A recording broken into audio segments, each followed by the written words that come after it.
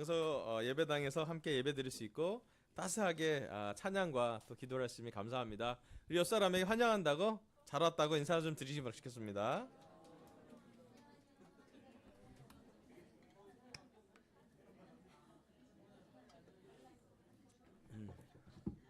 아멘.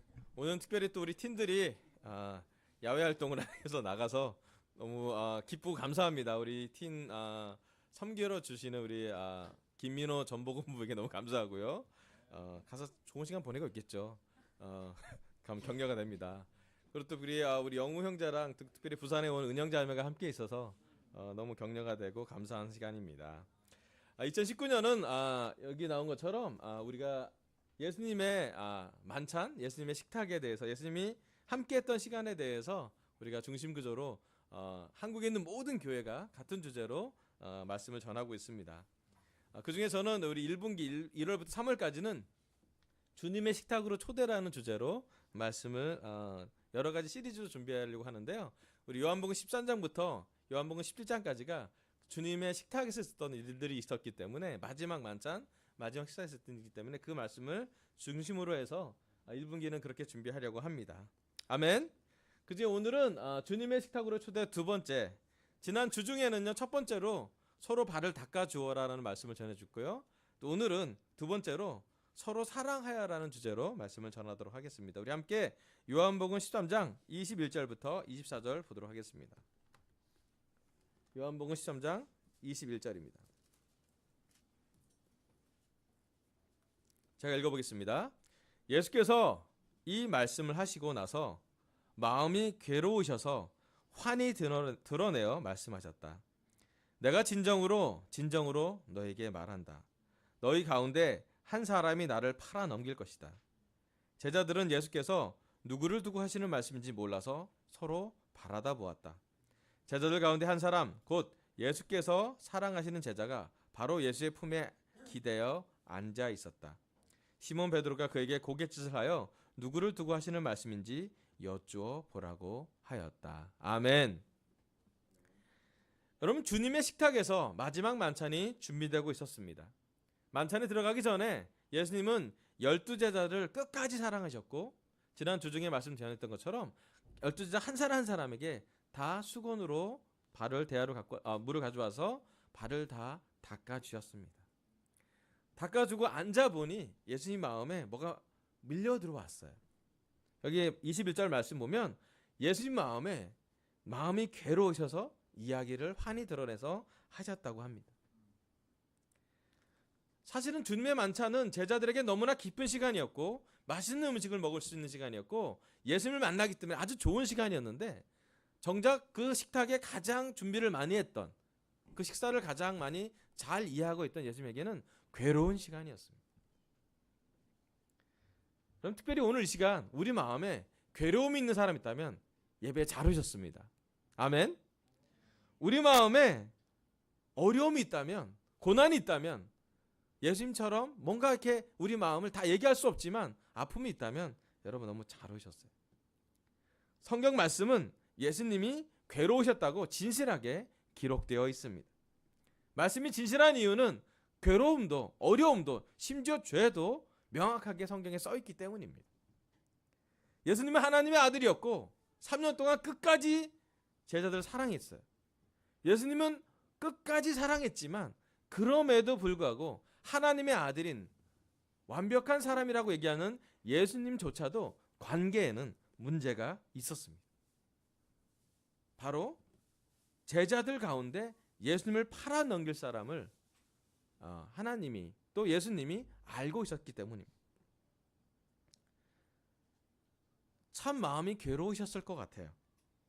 우리가 만약에 예수님이라면 아주 좋은 식탁을 준비하고 아주 좋은 저녁 식사를 준비했지만 그 밥을 먹는 한 사람이 자기를 팔아 넘길 사람인 것을 알고서도 그 시간을 갖는다는 건 너무 쉽지 않은 시간이었을 거라고 생각이 듭니다. 예수님이 알고 있어서 그렇게 말씀했더니 베드로가 물어봐요. 고갯짓을 해서 누가 그 사람인지 알아보게 하라고요. 그때 그걸 옆에 있던 사람이 예수께서 사랑하신 제자, 바로 예수의 품에 기대어 앉아있는 사람한테 물어보러 갑니다. 예수님께 기대의 품에 앉은 사람이 누구냐면 사도 요한이었어요. 예수님과 스킨십을 잘했던 사도 요한이 예수님 옆에 이렇게 푸dem에 앉아서 이 요한복음을 아마 그렇게 기록해 있는 것 같아요. 자기는 주님을 사랑하는 사람이라고 얘기했고 주님이 사랑하시는 사람이라고 얘기했고 주님 품에 안긴 사람으로 자기를 표현합니다. 예수님 외에는 사실은 가룟 유다가 예수님을 팔아넘길지를 배신할지를 다른 제자들은 잘 이해하지 못했어요. 오직 예수님만 누가 자신을 팔아넘길 것인지 알았기 때문입니다. 오늘 우리 삶에 상처가 있다면, 괴로움이 있다면, 누군가에게 배신을 당한 적이 있다면, 여러분 힘든 마음이 있다면 잘 오셨습니다. 주님의 식탁은 그러한 사람들이 예수님의 메시지를 듣고 예수님이 그러한 괴로운 가운데도 어떤 말씀을 나누는지 함께 나누며 그것을 우리 삶에 실천해 보기를 또 배워보기를 간절히 바랍니다. 우리 요한복음 13장 31절부터 35절 보도록 하겠습니다. 그 괴로운 가운데 예수님이 했던 말씀이에요. 우리 같이 한번 읽어보면 좋겠어요. 31절부터 35절인데 너무 유명한 중심구절이라서 함께 봉독해보면 좋겠습니다. 유다가 나간 뒤에 예수께서 말씀하셨다. 이제는 인자가 영광을 받았고 하나님께서도 인자로 말미암아 영광을 받으셨다. 하나님께서 인자로 말미암아 영광을 받으셨으면 하나님께서도 몸소 인자를 영광되게 하실 것이다. 이제 곧 그렇게 하실 것이다. 어린 자녀들아, 아직 잠시 동안은 내가 너희와 함께 있겠다. 그러나 너희가 나를 찾을 것이다. 내가 일찍이 유대 사람들에게는 내가 가는 곳에 너희는 올 수 없다 하고 말한 것과 같이 지금 나는 너희에게도 말하여 둔다. 이제 나는 너희에게 새 계명을 준다. 서로 사랑하여라. 내가 너희를 사랑한 것 같이 너희도 서로 사랑하여라. 너희가 서로 사랑하면 모든 사람이 그것으로써 너희가 내 제자인 줄을 알게 될 것이다. 아멘. 유다가 나간 뒤에 예수님이 준 빵을 포도주에 찍어 먹고 나간 다음에 예수님은 말씀하십니다. 마음은 괴로운데 예수님이 했던 말씀은 오히려 하나님의 영광에 대해서 이야기하고 있습니다. 하나님은 예수님을 영광스럽게 할 거라고 했고 또 하나님께서도 몸소 영광되게 한다라고 얘기를 했습니다. 참 이해하기 어려운 말씀이에요. 아주 괴로운데 아주 힘든데 예수님의 고난은 하나님에게 영광이 됩니다. 십자가의 메시지를 이해하는 사람은 십자가의 메시지, 복음은 바로 여기에 있음을 알게 됩니다.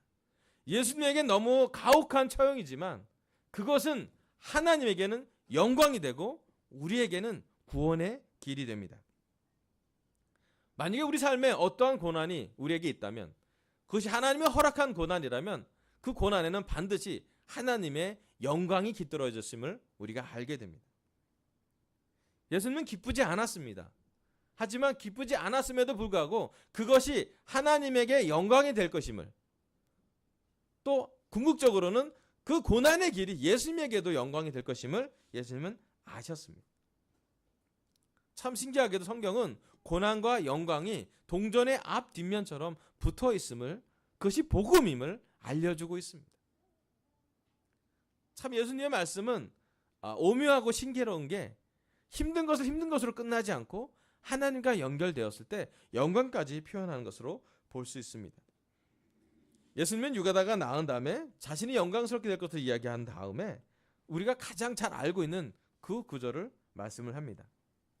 새로운 계명을 우리에게 준다고 했어요. 아멘. 예수님은 서로 사랑하여라고 했어요. 그냥 사랑하는 것이 아니라 내가 너희를 사랑한 것과 같이 서로 사랑하여라고 했습니다. 오늘 설교 말씀 주제가 그래서 예수님이 식탁에서 했던 말씀 서로 사랑하여라가 오늘 설교 말씀 주제입니다. 우리가 서로 사랑할 때 예수님은 하나님이 우리를 통해서 예수님한테 전했던 메시지가 완성된다라고 이야기를 하고 있습니다. 근데 중요한 것은 우리가 그냥 우리가 원하는 대로 사랑하는 데 그치지 않고 예수님이 우리를 사랑한 것과 같이 사랑한 것이 바로 예수님이 우리가 원했던 예수님이 제자들에게 기대했던 사랑임을 알 수 있습니다. 또 우리가 서로 사랑하면 예수님이 우리를 사랑한 것 같이 그런 기준으로 서로 사랑하면 모든 사람이 그것으로서 예수님의 제자임을 우리가 예수님의 제자인 것을 알게 될 거라고 얘기했습니다. 그래서 예수님이 우리에게 어떤 사랑을 기대하시는지 오늘 설교 두 가지 포인트로 준비했습니다. 첫 번째는요, 배신을 넘어선 사랑을 하여라입니다. 다음 슬라이드 좀 넘겨주세요.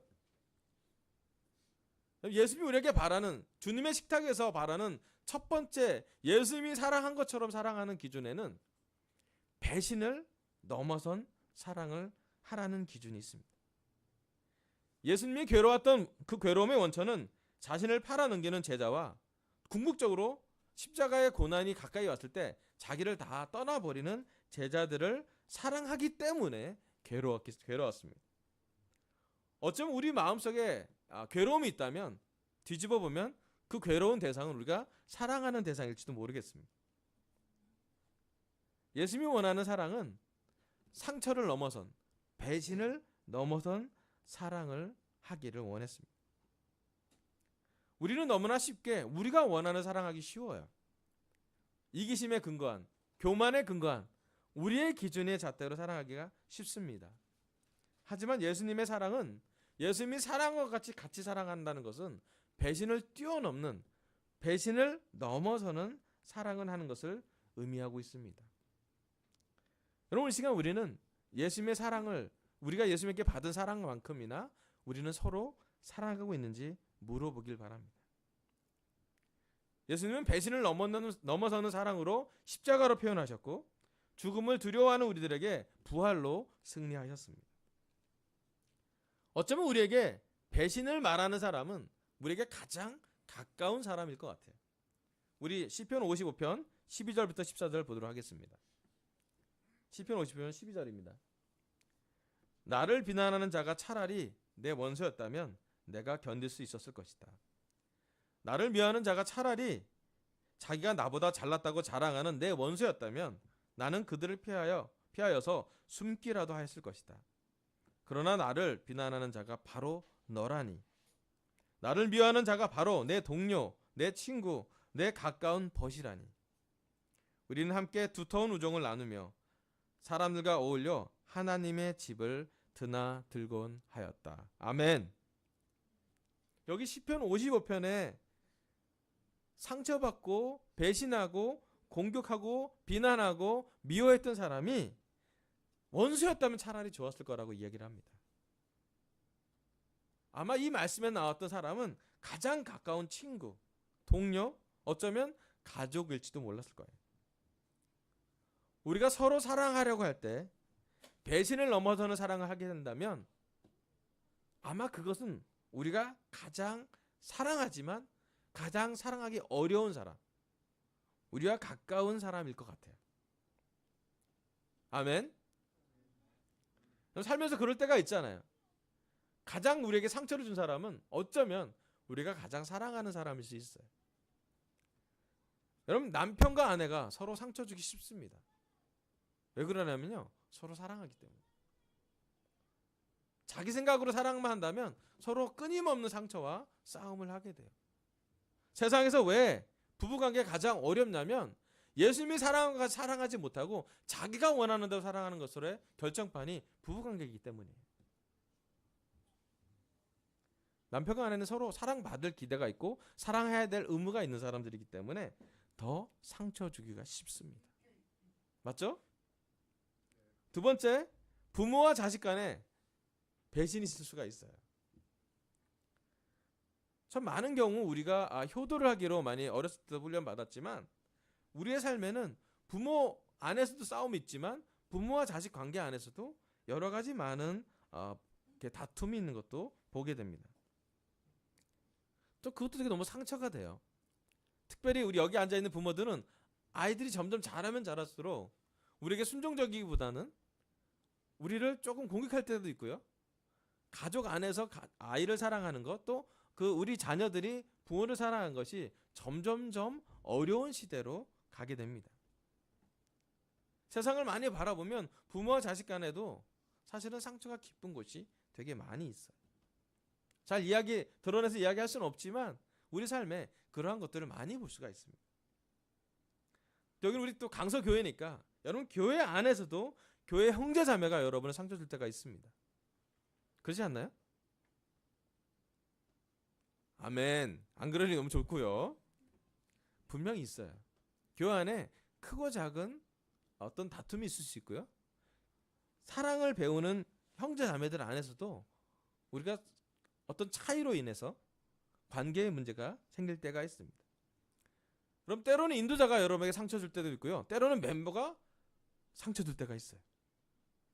늘 끊임없이 우리에게는 관계에 도전과 문제가 직면할 때가 있습니다. 예수님은 그런 우리를 주님의 식탁으로 초대하십니다. 그리고 상처받은 우리가 충분히 사랑받을 수 있도록 발을 닦아주십니다. 그럼 제자들은 발을 다 일일이 닦아줄 때 베드로만 더 열심히 닦아준 것이 아니라 가론유다 넌 날 팔 사람이니까 거칠게 대한 것이 아니라 예수님은 똑같이 끝까지 사랑해 주었다고 이야기했습니다. 여러분 이 시간 우리는 특별히 지난 한 주간은 예수님이 우리 발을 닦아준 것을 기억하고 계십니까? 예수님이 우리의 많은 죄에도 불구하고 우리가 수없이 많은 예수님의 봤을 때 옳지 않은 배신을 한 것임에도 불구하고 오히려 우리의 더러운 발을 더 깨끗하게, 더 특별하게, 더 감싸 안으며 사랑한 것을 우리는 얼만큼 기억하고 있습니까? 우리의 집이 주님의 식탁이 될 때 우리는 비로소 상처를 넘어든 사랑을 그 집에서 하게 됩니다. 여러분 마음이 아프면요, 괴로우면요, 그 안에는 분명히 여러분 뭔가를 사랑하고 있었을 거예요. 우리 마음이 아프면요, 그 안에 분명히 애정이 있음을 알 수 있습니다. 하지만 여러분 부탁하고 싶어요. 우리의 집이, 우리의 가정이, 우리의 바이블톡이, 내 개인적인 삶이 주님의 식탁이 되길 바랍니다. 주님이 우리 삶의 중심이 될 때 예수님이 사랑한 것처럼 서로 사랑할 수 있는 시도가 있습니다. 여러분 우리 사랑 관계에서 고난이 오면 상처가 있다면 주님의 식탁으로 가기를 결정하시길 바랍니다. 그리고 예수님이 우리를 사랑해 줬던 걸 기억해 보시길 바라고 예수님이 우리를 사랑한 것처럼 사랑해 보려고 시도해 보면 좋겠습니다. 예수님처럼 사랑하기 위해서는 예수님이 십자가에서 얼마나 우리를 깊게 사랑했는지를 기억하고 십자가의 예수님을 더 가까이 하는 것이 바로 예수님에겐 괴로움이었지만 우리에게는 배신을 넘어서는 사랑으로 표현될 수 있습니다. 여러분 주님의 식탁에서 예수님은 저희 입술을 통해서 말씀하십니다. 배신을 넘어선, 상처를 넘어선 사랑을 하라고요. 여러분 상처받기 싫어서 배신하는 것 또다시 보기 싫어서 새로운 사랑을 시도하는 걸 멈추지 말고 또 교회 안에서 여러 가지 문제가 있기 때문에 그 사랑을 멈추지 말고 세상에 문제가 너무 많기 때문에 돌아보기 쉽지 않은 세상의 모습을 보면서도 실망하는 것으로 끝나는 것이 아니라 여러분 배신을 뛰어넘는 사랑을 하기를 주님의 식탁에서 주님이 우리에게 말씀하고 계십니다. 여러분 저와 함께 결정하길 바랍니다. 제가 받은 상처보다 예수님의 십자가가 더 크다고 결정하시길 바랍니다. 제가 가진 고난보다 십자가의 고난이 훨씬 어려웠다고 이해하시길 바랍니다. 그래서 예수님에게 받은 사랑으로 누군가의 배신을, 누군가의 상처를 극복하는 우리 강소교회 제자가 되기를 결정하시길 바랍니다. 아멘. 네, 두 번째 말씀은 요한일서 4장 10절부터 12절입니다. 요한일서 4장 10절부터 12절. 사랑은 이 사실에 있으니 곧 우리가 하나님을 사랑한 것이 아니라 하나님이 우리를 사랑하셔서 자기 아들을 보내어 우리의 죄를 위하여 화목 제물이 되게 하신 것입니다. 사랑하는 여러분, 하나님께서 이렇게 우리를 사랑하셨으니 우리도 서로 사랑해야 합니다. 지금까지 하나님을 본 사람은 없습니다. 그러나 우리가 서로 사랑하면 하나님이 우리 가운데 계시고 또 하나님의 사랑이 우리 가운데서 완성된 것입니다. 아멘. 여러분 사도 요한은 요한복음만 쓴 것이 아니라 요한 1서, 2서, 3서로 서신서를 성경에 남겨두었습니다. 요한복음과 요한 1, 2, 3서를 다 읽고 난 우리를 보면 사도 요한의 눈, 사도 요한의 관점을 볼 수가 있어요. 여기 요한일서 4장 10절부터 12절을 보면 요한일서에서 나오는 사도 요한의 관점은 예수님만 크게 보이는 거예요. 요한복음에서 나오는 요한의 관점도 예수님만 크게 보이는 거예요. 주변에 많은 어려운 부분, 분산되는 부분, 잡음, 문제가 되게 많지만 사도 요한은 예수님만을 집중하고 예수님만을 보고 있고 예수님이 아주 크게 보이는 정도로 예수님에게 사랑하고 있는 사람이었어요. 10절에 이렇게 얘기합니다. 하나님이 우리가 먼저 하나님을 사랑한 것이 아니라 하나님이 먼저 우리를 사랑하셨다고. 그리고 자기 아들을 보내서 죄를 대신 짓게 화목 제물이 희생양이 되라고 책임을 지라고 이야기했다고 합니다. 사도 요한의 눈에는 예수님은 사랑 그 자체였어요. 예수님을 볼 때, 예수님과 살았을 때, 예수님의 말씀을 들었을 때 사도 요한은 하나님이 사랑하셨음을 예수님을 통해 알았다고 합니다. 예수님을 보고 난 다음에 사도 요한은 하나님의 사랑을 깨닫습니다. 자기 아들을 화목제물로 기꺼이 내어주신 아버지를 보며 그 아버지가 하나님이라고 이해합니다. 그리고 이야기합니다. 우리가 서로 사랑하면 하나님이 우리 가운데 계시고 하나님의 사랑이 완성된다고 기록했습니다. 우리가 서로 사랑할 때 여러분 하나님 본 적은 없지만 여러분 우리가 서로 사랑한다면 하나님이 그 안에 계시고요.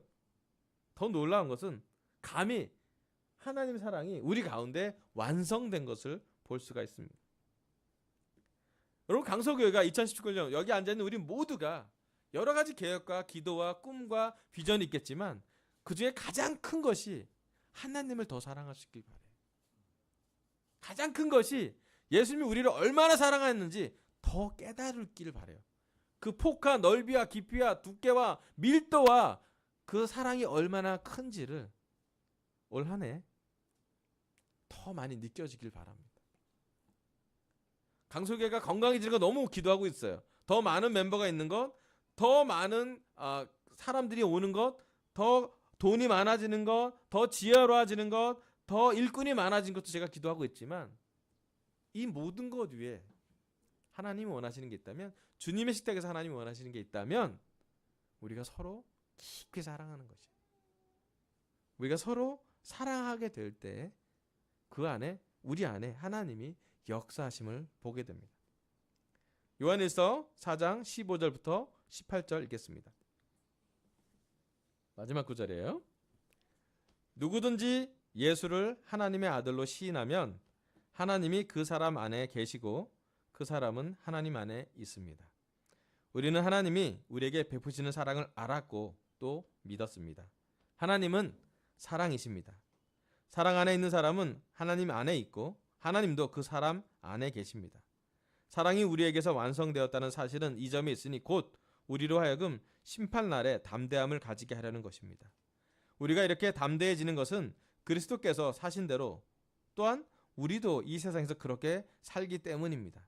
18절 사랑에는 두려움이 없습니다. 완전한 사랑은 두려움을 내쫓습니다. 두려움은 징벌과 관련이 있습니다. 두려워하는 사람은 아직 사랑을 완성하지 못한 사람입니다. 아멘. 요한일서에서 사도 요한은 지속적으로 이야기합니다. 하나님은 사랑이라고요. 그리고 우리가 서로 사랑하게 되면 하나님이 우리 안에 있게 된다고요. 그리고 나서 바로 마지막 18절에 사랑과 두려움의 관계를 잘 기록되어 있습니다. 어쩌면 우리가 너무나 잘 아는 구절일 수도 있어요. 완전한 사랑은 두려움을 내쫓는다고요. 주님의 식탁에서 예수님이 하고자 하는 메시지 두 번째는요. 오늘 설교 두 번째 포인트인데 두려움을 내쫓는 사랑을 하여라입니다. 첫 번째는 배신을 뛰어넘는 사랑을 하라는 거고요. 두 번째 말씀은 두려움을 내쫓는 사랑을 하라는 것입니다. 여러분 뭔가 새해가 시작됐지만 두렵지 않습니까? 여러분 마음에 두려움이 있지 않아요? 뭔가 있잖아요. 그거 있죠?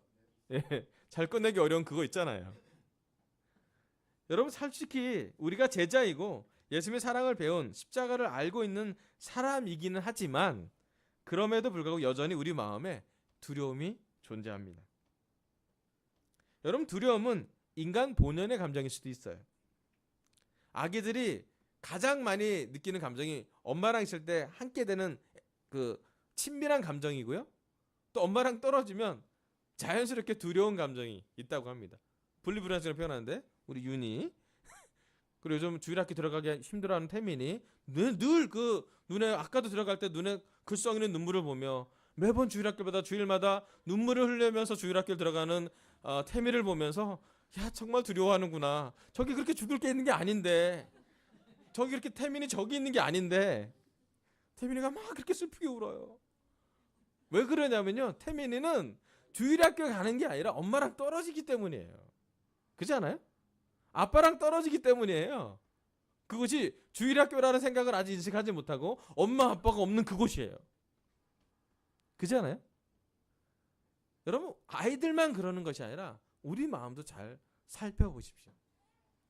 우리가 느끼는 하루의 감정 중에 일주일 주간의 감정 중에 여러분 두려움을 더 많이 느낍니까? 아니면 사랑받음을 더 많이 느낍니까?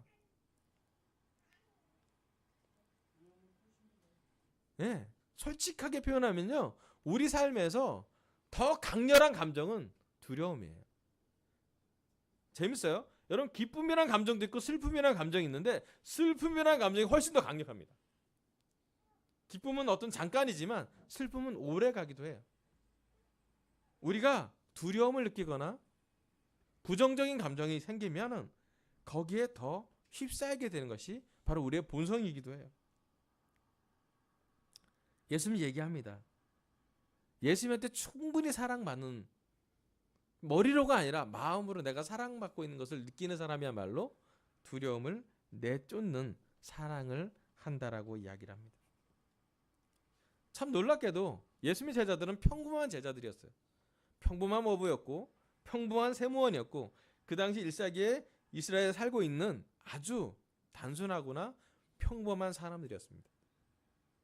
그런데 그런 사람들이 예수님의 말씀을 듣고 예수님과 3년 동안 같이 살았고 예수님의 메시지를 마음으로 이해하는 동안 그들의 마음속에 두려움을 극복하고 두려움을 내쫓는 사랑을 조금씩 실천하게 됩니다. 사실 그들은 예수님과 함께 있으면서 늘 두려워했던 것 같아요. 파도를 보면 두려워했고요. 사람들이 몰려들으면 두려워했고요. 죽을 것을 두려워하는 사람이었어요.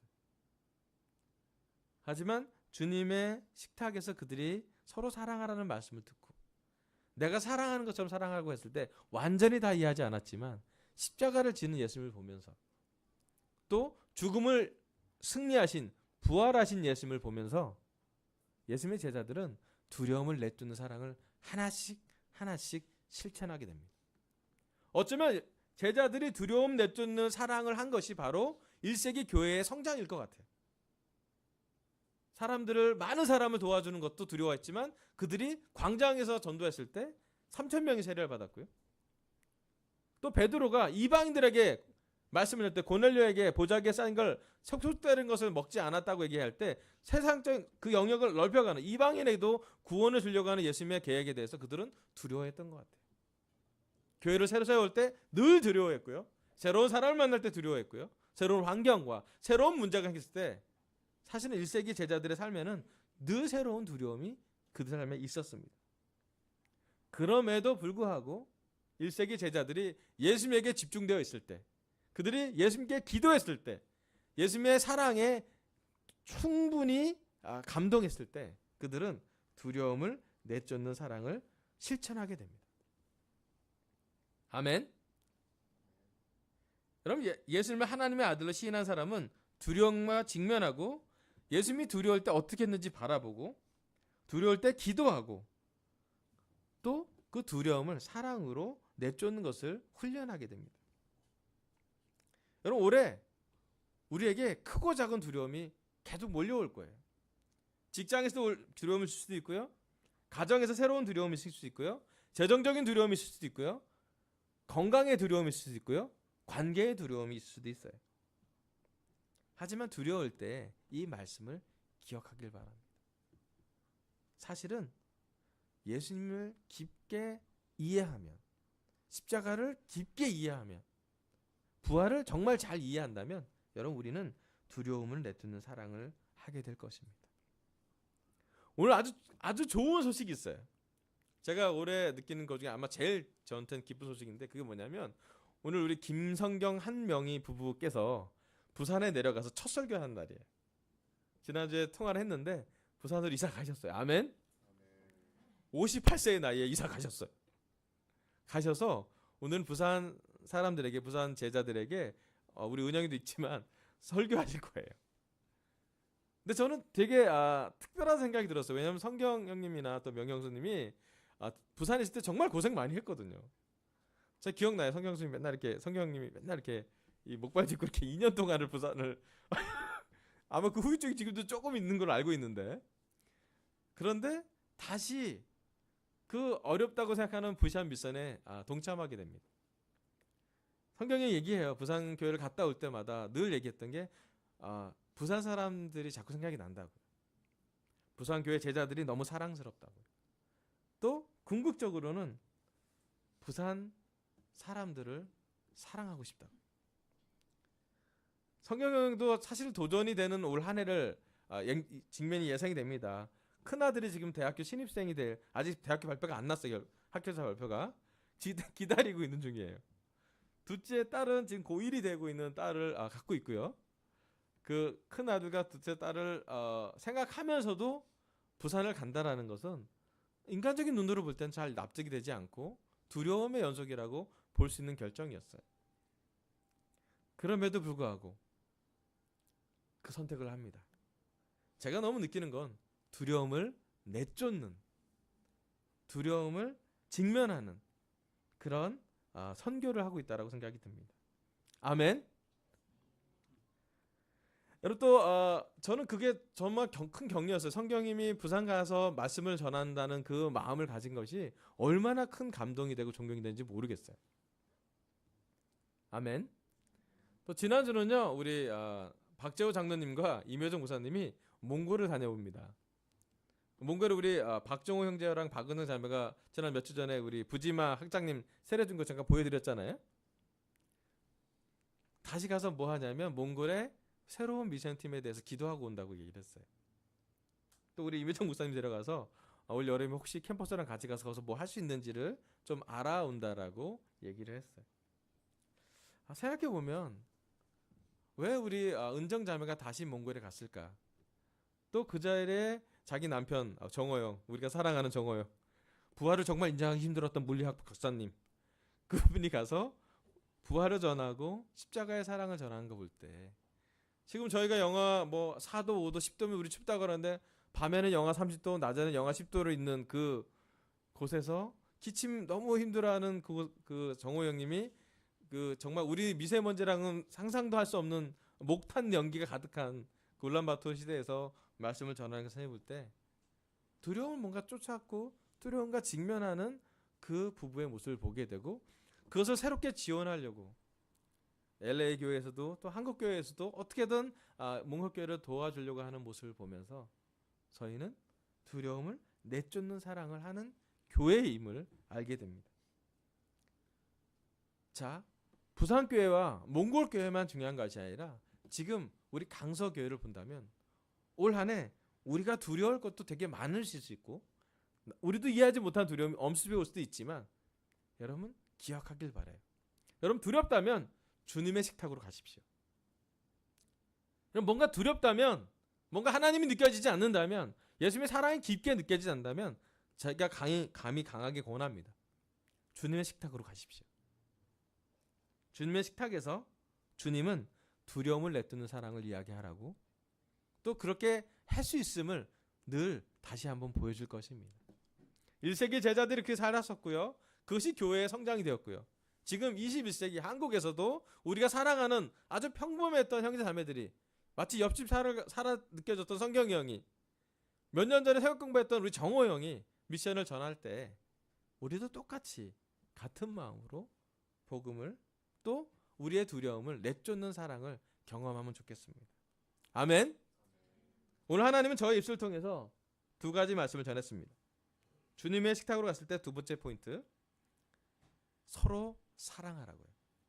예수님이 사랑한 것 같이, 예수님이 사랑한 것처럼 서로 사랑하라는 새로운 계명을 전해 주십니다.